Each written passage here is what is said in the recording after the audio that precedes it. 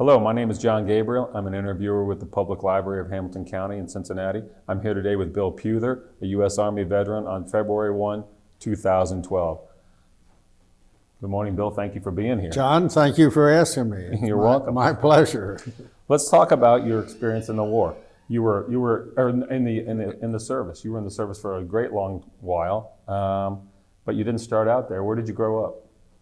I grew up here in Cincinnati, in California, Ohio, out near Coney Island. Sure. Was born there in 1920. Well, I actually was born in Forestville on Wolf Angle Road. And then my parents bought a house down in California near Coney. Terrific. And I grew up there. Would that have put you a graduate of Anderson High School? No, Purcell High School. Purcell High School. Okay. Class of 47. You mentioned before the interview that you were 16 when World War II ended. Right. Did you follow the war closely as an adolescent? Oh yes, I remember Pearl Harbor like it was, there's usually two or three things you remember in your life. Pearl Harbor, the day President Kennedy was shot, and the 1937 flood. Son of a gun. Where were you when Pearl Harbor was bombed? Where was I? Here in Cincinnati. I mean, did you hear about it on the radio? Oh, I was out. Yes, we heard it on the radio. I remember I was at a friend's house on Kellogg Avenue, and my dad came down and said, "You got to come home. The Japanese attacked the United States." And of course, we didn't know where Pearl Harbor was. And we went home, and then everybody migrated to church that night. Really? We went down to St. Jerome's Church, and it was packed. And it was all, like Johnny on the spot. There was no scheduled program at church that night, but I guess people knew the seriousness of the attack and was going to ask God for help. I see. So we spent that evening, the night of December 7th, in St. Jerome's Church. I assume the congregation and all the people who showed up there were very concerned. What was the talk like? Oh yeah, I know. They were very concerned. Of course, I was, 9 years old, I guess. Oh boy. What did your father serve in the military then during the war? Did I what? Did your father serve in the military then? No, my father had a accident in industry, and he had half of his foot off. Son of a gun. So he had to go down and take a physical.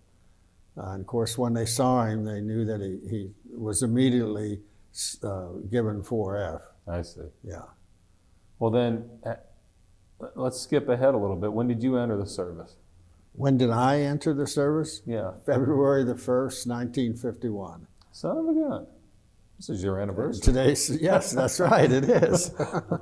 What led you to the service? Were you drafted or did you volunteer? A letter that I got from your friends and neighbors have selected you for induction into the military.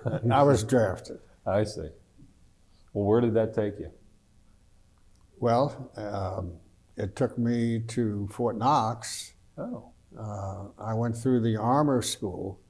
But another thing about it, my wife and I got married January the 6th, 1951. And on my draft note, we went on a honeymoon for a while headed down to Florida, but couldn't make it. I got home about January the 16th, and I went over to the draft board in Norwood, as we were supposed to do, to change our address. And I remember the lady, there was no computers then, she was flipping through a card file. She said, "William Pewther." She said, "Your notice was mailed yesterday to 3640 Michigan Avenue in Hyde Park," which was my family home. I said, "What does that mean?" She said, "If you're physically fit, you're going into the armed forces." I said, "Well, okay." And February the 1st, 14 days later, I was at Fort Knox. My goodness. Was that a shock to you to be inducted? Yeah, it was a shock, but it was a new adventure. Yeah, what was boot camp like, or do you call it basic training in the Army? We call it basic training. Yeah. Was it difficult and challenging? Did you have the rough drill sergeants and all that? Oh yes, yeah. It was challenging. But at that time, I went to the armor school, and I thought tanks were the best things that sliced bread. When I got in them and started driving them and shooting and all that. What kind of tanks were you in? M4s, M4 Shermans. Sherman, World War II. Some M23s, but mostly M4s. And the M23 was the what kind of It tank? just was a little advanced weaponry on it. I see. So it's more advanced. They were all than the medium tanks. Sherman. I see. Did they have any heavy tanks in the U.S. military at the time?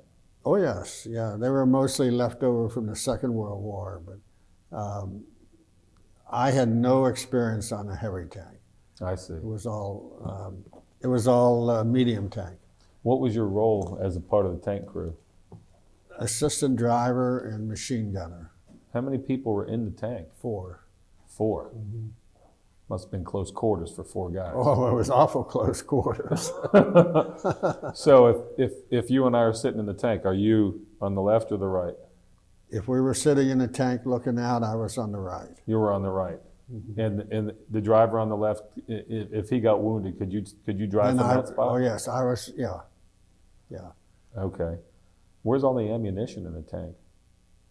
Around the turret, the 67 millimeter shells for the big gun were stacked in around you. I see. Oh, brother. And the 30 caliber machine guns on a belt, and they're down sort of under The machine gun sitting right in front of you then? right in front of you. So as if you were to fire it, the bullets, the shells would come up by your leg and go out through that way? Okay. No, they wouldn't go out. They'd go down on the floor. They Oh, wouldn't go out of the tank. Oh, I just meant the as you fired them, you fired through out that way. But the expended shells were falling down by your feet? Right. Okay. Oh my goodness. Okay. Just wanted to give a little clarity as to what goes on inside a tank. I've never been in one. Maybe some of the viewers haven't been in one either. But 4 guys in a small, I mean, I assume a Sherman is a pretty small tank. Well, there were smaller tanks than that, but the American inventory didn't have too many of them. Okay. Because the big classical tank battles of the Second World War were a small tank going against the German tank would be like dropping an egg. It'd be gone. Oh, I see. Okay. Well, you were in the, how long were you in the armored school down there? 16 weeks, I think it was. Wow, that's extensive training, it sounds like. Is that the only school you were in while you were at Fort Well, Knox? that was school.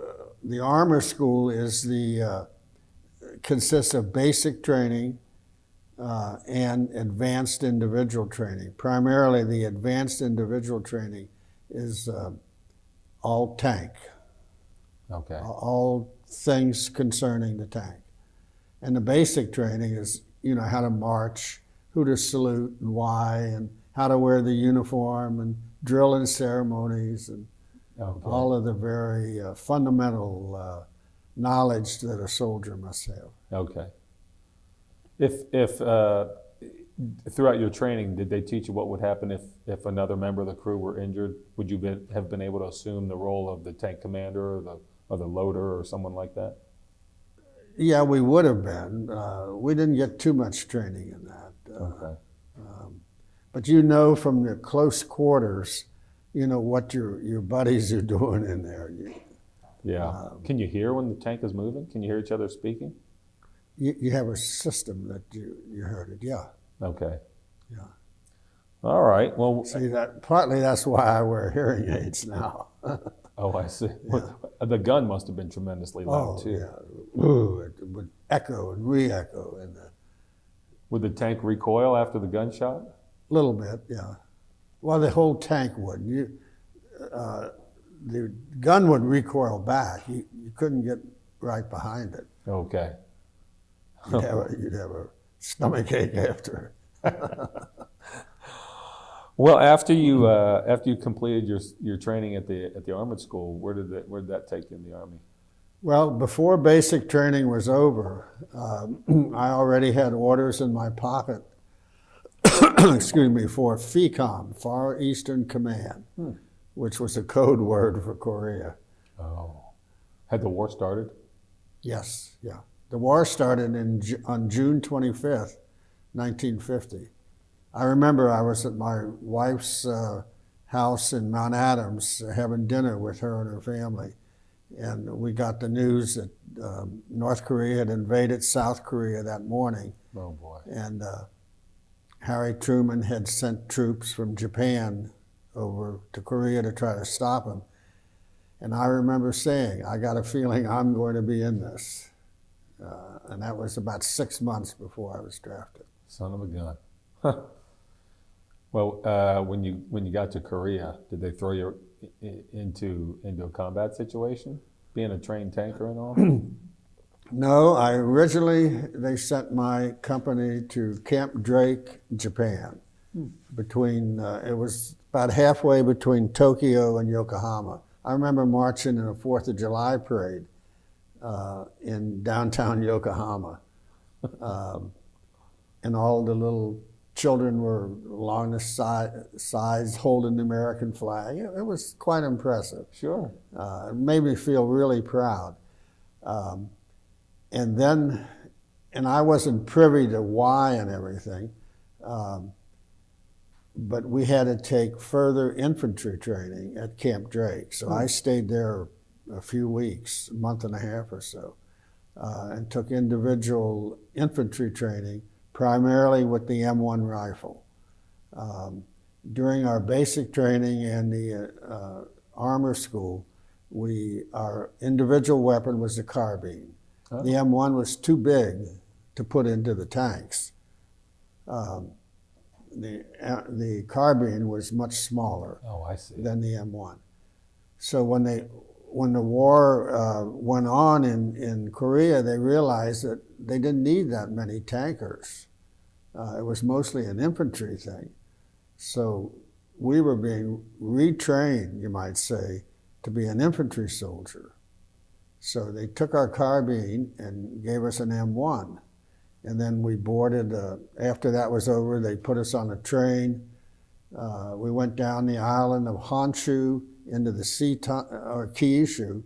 Honshu, and then through the sea tunnel to the island of Kyushu, to the old Japanese naval base at Sasebo. And then they were Russian troops across the bay there to get into Korea. And they put us on a Japanese ferry boat. We slept on mats, so it was an overnight trip on that particular boat. And then when we got to Korea, we thought we were going in the infantry. We went to a replacement detachment. I have no idea where it was. Where did you land we landed just northeast of Busan. Okay. What date would this be when you first set foot on Korean soil? Probably about July the 30th or maybe August the 1st of 1951. Of 1951, Yeah. Okay. I'm sorry. And then we marched. I remember we went into a big warehouse and it said, big sign said, SOS, your first breakfast in Korea. You know what SOS is? Yes, I do. Okay. And it was good. And then after we had breakfast, we marched to the train station.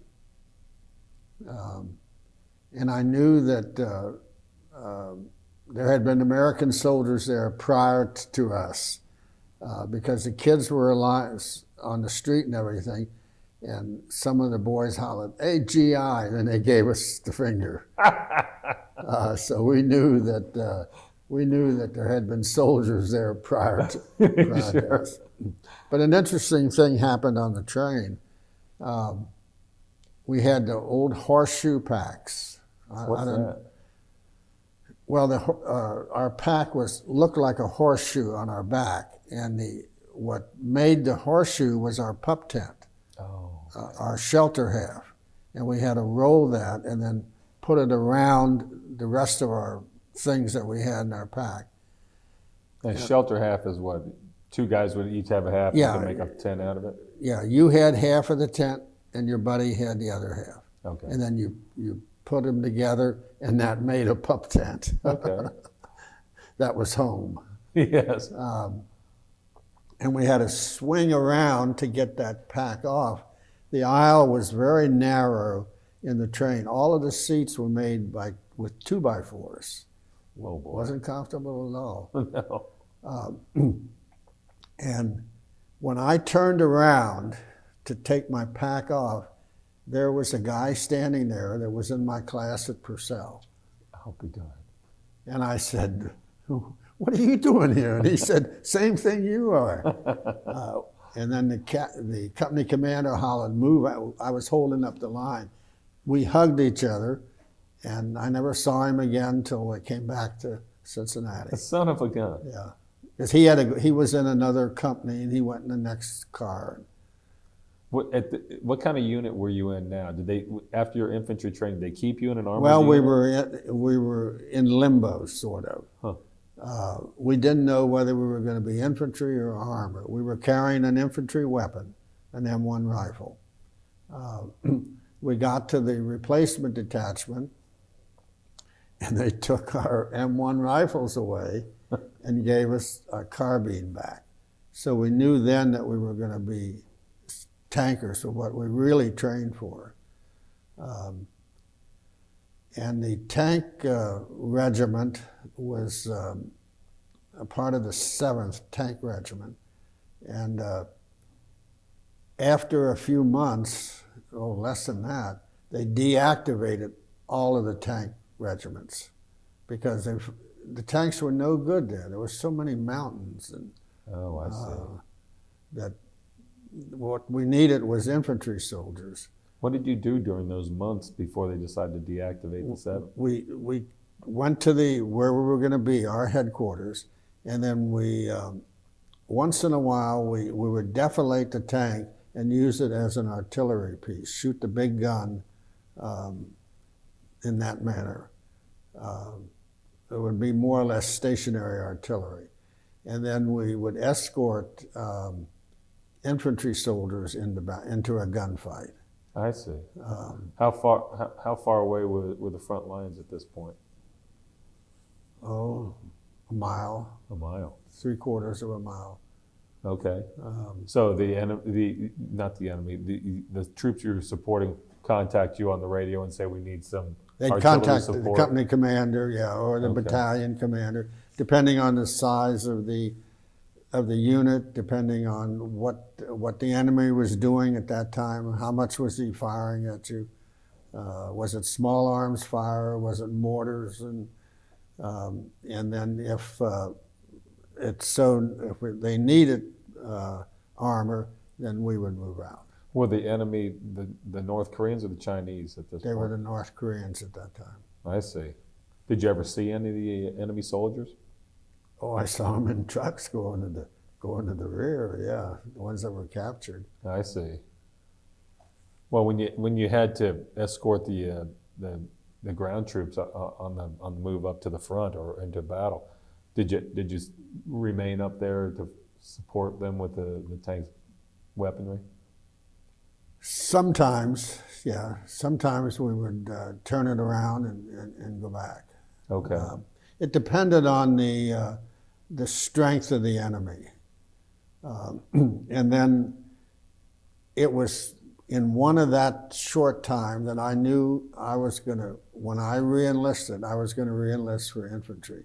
I saw a Russian tank that took a direct hit. Oh, And that's not fun. I'm sure. I thought I would go on my wits, and I knew that I could dig a foxhole pretty quick if I had to. Right. So I got out of tanks. Well, no, I got out of tanks by deactivating our regiment, and then I got transferred to Some of them went to signal companies. I got transferred to the G4 section. What's G4? The capital G4. 4 is the supply and logistics section of the Army. Okay. There's G1, means it's commanded by a general. G1 is personnel, G2 is intelligence, G3 is operation and training, and G4 is logistics. Okay. That takes care of the 4 main items to keep an army going. Okay. If it's S, like S1, 2, 3, and 4, that means it's commanded by a colonel. I see. And G means it's commanded by a general. Okay. So I got transferred to the G4 section. What was your rank at this time? At that time, it was probably still PFC, private first class. Okay. Sometime after that, I made corporal, but I don't remember. I don't remember when. Okay. And corporal wasn't, in those days, a corporal had about as much authority as a buck sergeant has now. And they gradually just about eliminated the corporal rank, and they made it specialist. It was pay grade E4. Okay. But when I made corporal, we had a lot of power.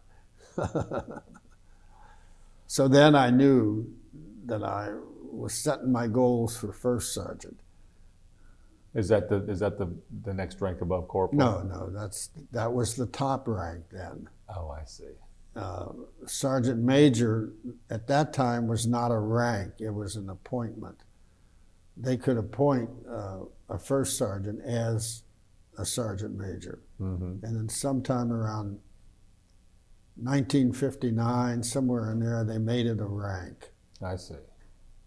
Well, let's get back to your initiation in the G4 section.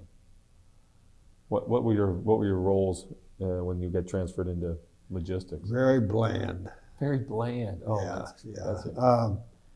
You had to take care. I had to take care of the teletype.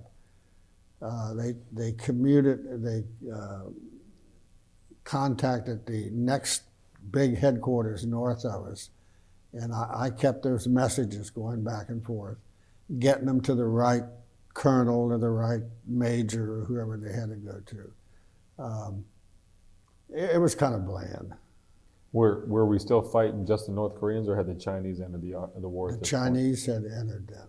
point? Okay. Did they get Somewhere close to in you? that time. Did they ever threaten your position? No, not that I know of. You were far enough behind the lines at that point. Yeah. Okay. Well, were you disappointed to be in as you say, a bland Yes. position? You were. Yeah, I was.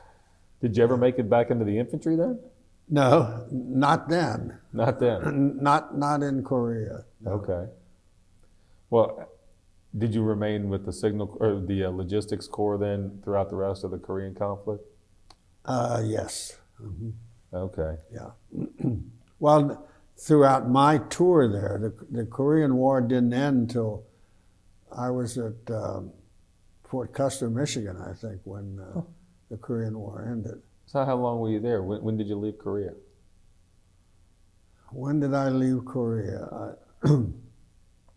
I got home Christmas of '52. Okay. And that was quite a trip. How so?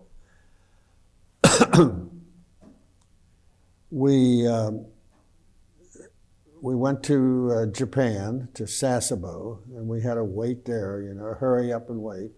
We got on a ship called General William Weigel. It was one of the Army troop ships. We went to Treasure Island in California. And I remember seeing the headline of a newspaper said 5,000 troops arrived in California today. And the sub-headline was, the Army's going to have them home by Christmas.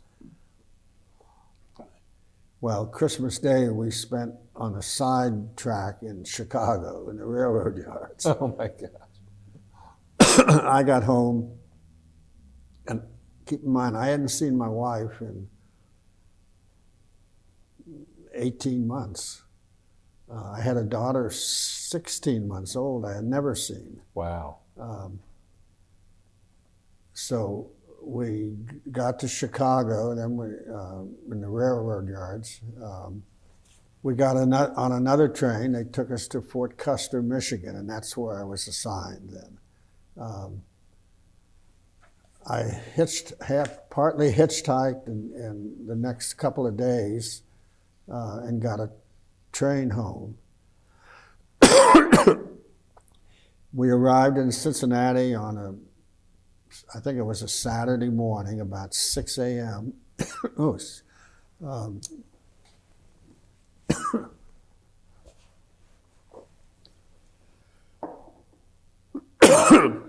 We arrived in Cincinnati about, I shouldn't say we, I was by myself. I've had a cold the last. Take your time. Are we on the air? Oh, sure. I got to the Cincinnati train station. I didn't have any money. Oh, no. I spent my last, I bought a ham sandwich and a Coke on the train coming down. I was broke. Didn't have any money. I went to the outside in the front of the station. There was a cab there. I said, "Sir, if you'll take me to Mount Adams." I said, "This is my first full day in the United States. I'm home from the Korean War. If you'll take me to Mount Adams, my wife will have money." So he took me up to Mount Adams, and I thought, well, maybe he'd say, "Okay, Sergeant." I was a sergeant then. "Okay, Sergeant, that's okay, forget it." I had to run. Doris didn't know I was coming home. We didn't have cell phones and all that then. And she went bananas. And I said, "I got to have some money. I got to pay the cab." She had a $20 bill. The cab driver couldn't change it. Oh, my goodness. I said, "Well, there's some stores maybe open here. We'll have to go up there and get change." So he drove me up while he got and I changed the $20 bill, paid him. He took me back down the hill to where my wife lived on Celestial Street. Sure. And I met my daughter and saw my wife for the first time. Wow. Wow. What a great homecoming. But that was my homecoming. When you were in Korea or in Japan, how often were you able to communicate with the As folks often back as home? you can write a letter and drop it in the mail. The Army, when my daughter was born, I always thought her birthday was 2 days after it really was, because that's when the Red Cross notified me. I got a telegram. And then the Army said, "Well, that rates a phone call to home."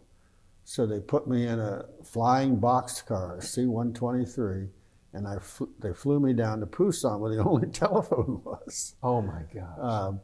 And they said, "Pick that phone up at 2000 and your wife will be on the other end." Sure enough, she was. Wow. And that's the only time I talked to her. I talked to her once from Tokyo when I was on a rest leave, an R&R. Wow. Other than that, it was just letters back and forth? Other than that, it was letters back and forth. How often were you able to get letters when you were up near where the fighting Oh, was? every day. If you wrote a really? letter, you could, yeah. Huh. I always You assumed. could get it to the Army mail, and then they took it from there. I see. Did your wife and family send you packages from time to time? Oh, yeah. Oh, Yeah. that's nice. Yeah, I would get cookies and other, things in the mail. Sure. Oh, that's great. But it was no organized plan. Like now, different organizations send boxes and boxes Yes. of things to the troops. They didn't do that then. Oh. I don't remember. I don't remember ever getting. When you got home, did the cab driver make a big deal that you'd been fighting in Korea at all? None at all. None at all. All he was worried about was this $1.25 or whatever it costs to Wow. get from the train station to the top of Mount Adams. Was there any sort of welcome home parade at any time for the Korean veterans that you can recall?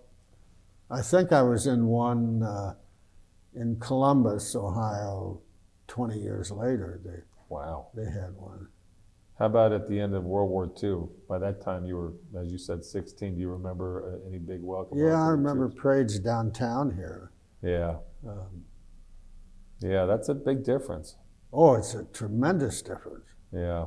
Um, How do you have any sense as to how that may have affected some of the troops that really saw the worst in Korea and came home without any fanfare? Not at that time. We were so happy to get home that I didn't want to, at that time, I didn't want to have to take the time to march in a parade. Yeah, yeah, sure. All I wanted to do was to get home because I had to go back to Fort Custer, Michigan. I was only home 3 days. Oh, all that for and 3 days. I had to get Oh, back to my Fort goodness. Custer. Oh God, that visit must have gone by fast. And my daughter, who's 60 years old right now, this was Christmas time. You know how families have a dish of English walnuts? Yes. Well, my wife said, here, take this walnuts over to your daddy. And she took them over across the room and set them in front of my picture. Oh. And then I'd sit down on the couch next to my wife. And this was for a couple of days. And then it started over again because I had to leave right away. I'd sit next to my wife and she'd get in and push me away from her, and then she'd squeeze in there. Because, you know, for 16 months, she was the queen of the hill. Oh, sure. And she wasn't going to let this strange man in a strange looking clothing. Oh, you had your uniform yeah, on. sure. Yeah. I didn't have any civilian clothes. Oh my goodness. So it you know, it worked out. That must have been an adjustment, though. Yeah. Yeah. Oh boy. So And eventually my kids were proud of what I was doing in the Army and what I did. They know I would do it over again if I had the opportunity. oh, that's great. And I would. The Lord had given me another go around this earth, I'd be a soldier again. Outstanding. Well, let's get back to that for a second. You had 3 days, then you had to go back to Fort Custer. How long? What happened then in your career? Well, I stayed there a while, and then I transferred to Fort Thomas, Oh. to the Army Reserve. They assigned me to a station complement. We call it now a garrison headquarters, but I didn't like that at all. They had me doing payrolls, and I didn't like that. A Colonel David Hanlon, who's deceased now, he was going to start an infantry battalion, bring an infantry regiment then to Fort Thomas. So I waited, I just sat around and did what they wanted me to do and everything. And then I transferred to that infantry battalion. Was that your full-time job? At that time it was, Okay. yes. And then there wasn't any full-time job in that infantry battalion that I could take at that time. I went in it as the acting sergeant major, and I was only E5 then. And I helped form this battalion. How do you form a battalion? Recruit people for it. Oh, I see. Yeah. Okay. Yeah. And then as you get people, you get more money from the federal government and weapons and everything. And I was in that 336th Infantry Regiment for a number of years, 8 years maybe. Located right here at Fort Thomas? Yeah. I'll be done. But I had a civilian job then. What was that? I worked at the Enquirer for a while. Right here at 617 Vine? Yeah, I'll be darned. yeah. What was your job there? When I left, I was circulation zone manager. I see. So you were in the military reserve while you worked at the Enquirer. Well, how long did you stay with the 336th? You said 8 years? Yeah, about 8 years. And then I think it was President Kennedy, they deactivated the reserve. I forget who the Secretary of Defense was. And then I was transferred then to an infantry battalion in the National Guard. And I was getting promoted all the time, and I eventually made, in 1969, I was promoted to Command Sergeant Major. I see. You were in the infantry during the Vietnam era. There was no talk of you going overseas. Well, there's always. I'm sorry. Was your unit ever tabbed to go to Vietnam? No, I was training. I did not go to Vietnam. Huh. I was training troops then. Oh, I see. Were those troops then going over? Yeah, a lot of them did. I'll be darned. What kind of training were they getting from you? Infantry training. What did that consist of? Was it the shooting and mostly weapons? Yeah. I see. Yeah. Which weapons were you getting these the guys M1 qualified? Rifle and the M1 was still in existence? Oh yeah. I'll be darned. And the 4.2 mortars and 81 millimeter mortars. The 4.2 were used by the mortar platoon in the headquarters company, and the 81 millimeters were down in the rifle companies. They were a smaller mortar. Okay, so you trained the troops on how to use all those weapons. Yeah. Boy, okay. Well, is that where you ended your military career there, with training the troops across at Fort Thomas, I guess? No, well, that was for a while, and then they moved to an armory in Hartwell. Oh. Shady Brook Armory. Okay. Yeah. Well, what year would this be now? Where you've gotten us up to, you said around 1969, I guess. Well, 1969, I made Sergeant Major. I transferred to the National Guard in 1965. I see. 1965. 4 years later, I was the Command Sergeant Major of the regiment. Outstanding.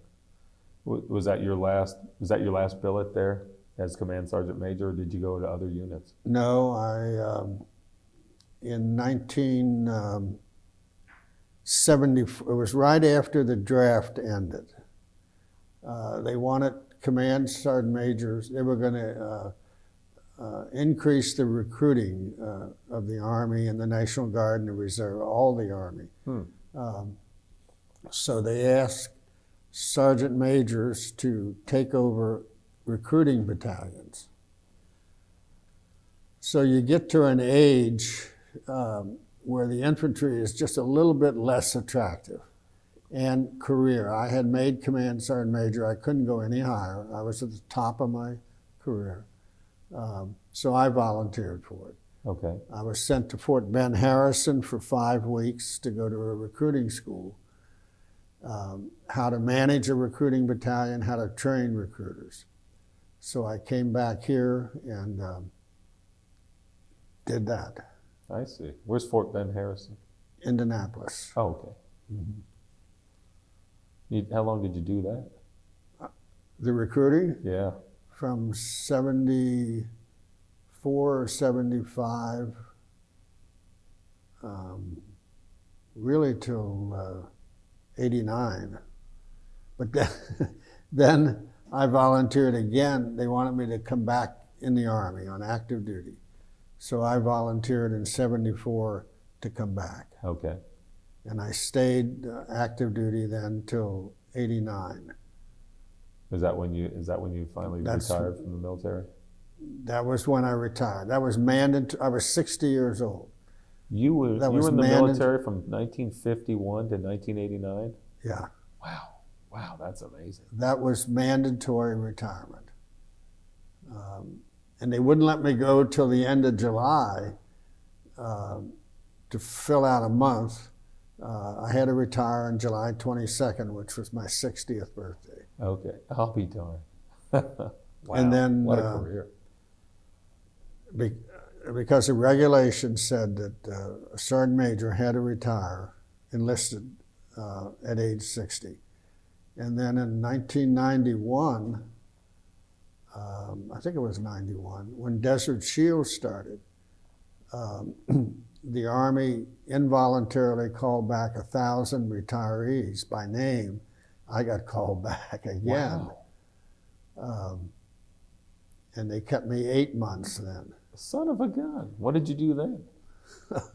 I was assigned to Fort Ben Harrison, the 3rd Student Brigade, detached back to Ohio.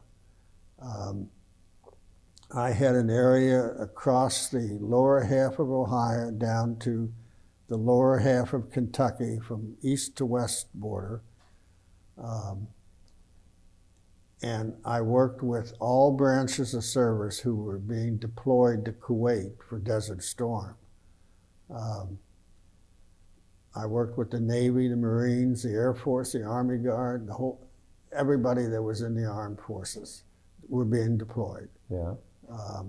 I was their commander's contact for their headquarters.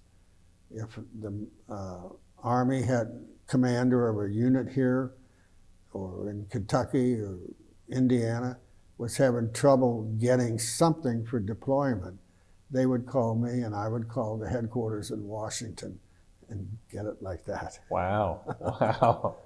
And then when all the troops were mobilized and sent over, then I traveled the whole area again. I was on the road all the time, working with the and organizing family support groups.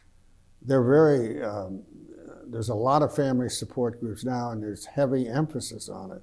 And that started during Desert Storm. I see.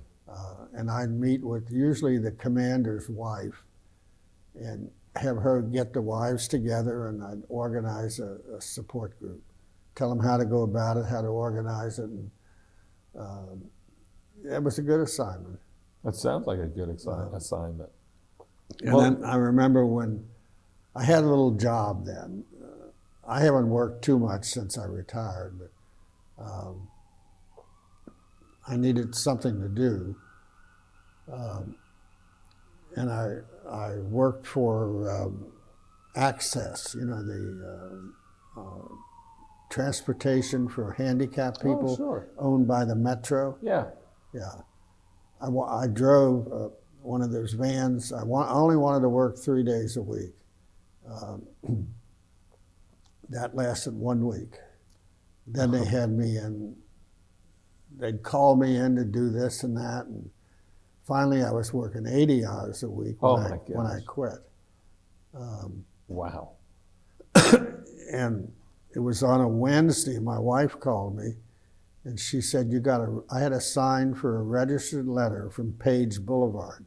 Every Army wife knows what Page Boulevard is. It's the personnel headquarters in St. Louis, Missouri. I said, you better open it and read it to me. And it said, you are involuntarily recalled to active duty.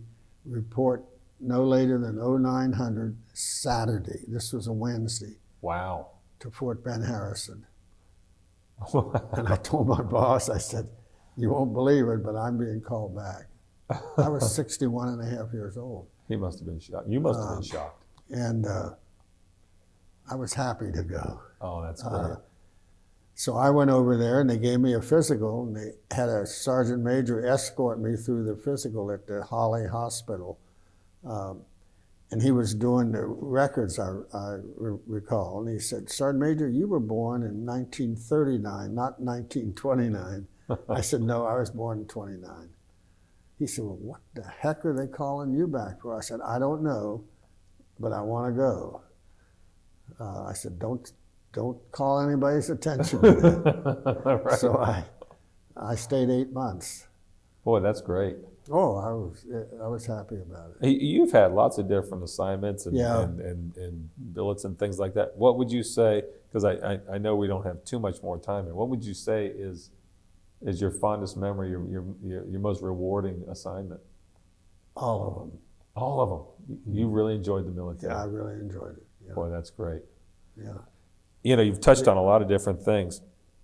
Is there Anything else you'd like to talk about before our tape runs out? Yeah.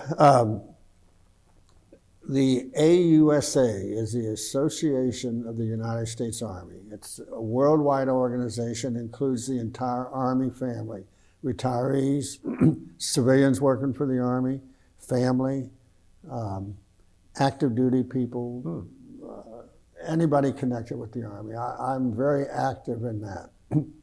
I was elected 4 times to the presidency of it in this tri-state area. Wow. And finally I had to say I'm not running anymore. In 2007, the AUSA honored me with the Sergeant Major Award. And this is something that I don't know how Mayor Mallory got about it, but they made a proclamation. I see. But in front of 5,000 soldiers in Washington, Wow. I was awarded this. And the Secretary of the Army, who was Pete Guerin at the time, put it around my neck, and along with a 4-star general, Gordon Sullivan, in front of 5,000 soldiers, mostly United States soldiers, but foreign soldiers also. Wow. And that was that was a big honor. What a tremendous honor. After this is over, maybe you can get Brian can get a photograph And then to go along with this. After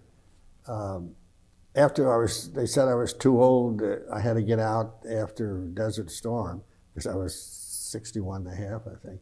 Then I joined the State Defense Force, which is a reserve of the National Guard. Huh. I didn't get paid for that, but I would have joined. My wife used to say Bill would stay in the Army even if they didn't pay him, and he'd put me to work. She never worked outside the home. So I spent 10 years then in the State Defense Force. Why? I've never heard of the State Defense Force. Most people don't. It's a reserve of the National Guard. And the National Guard's responsible for state activities and federal. If the National Guard would be federalized and sent overseas, then the State Defense Force would take over their state responsibilities. I see. And I was the command sergeant major of that for almost 10 years. Wow. Where's that headquartered? Columbus, Ohio. Columbus. Okay. Yeah. Wow. What a great career devoted to volunteering And the then defense of our country.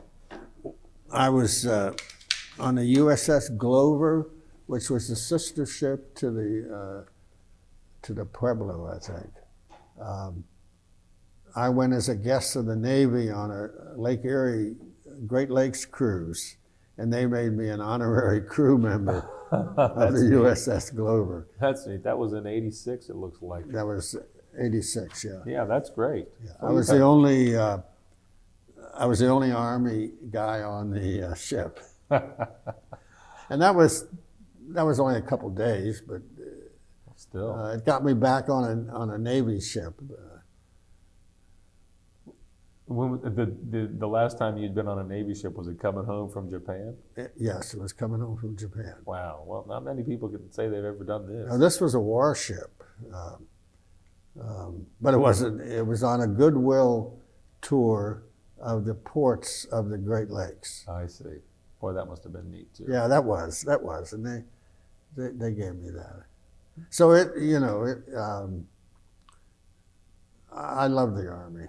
It's been good to you. It's been a Yeah, good it's life been for good you. to me. I can tell. It's been good to me. Excuse me. I'm sorry.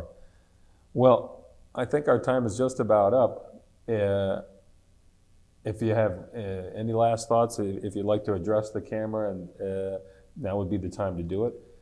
Well, I'd like to talk to the young men of Cincinnati then, between the ages of 17 and I think the age limit went up to 38.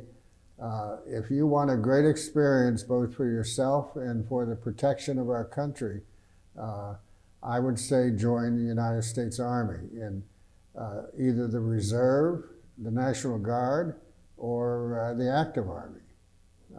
It's very rewarding, both monetarily and for your own good. It was a great life. If the Lord had given me another go-around, as I told John before, I would do the same thing again. So go Army. Thanks very much. Okay, sir.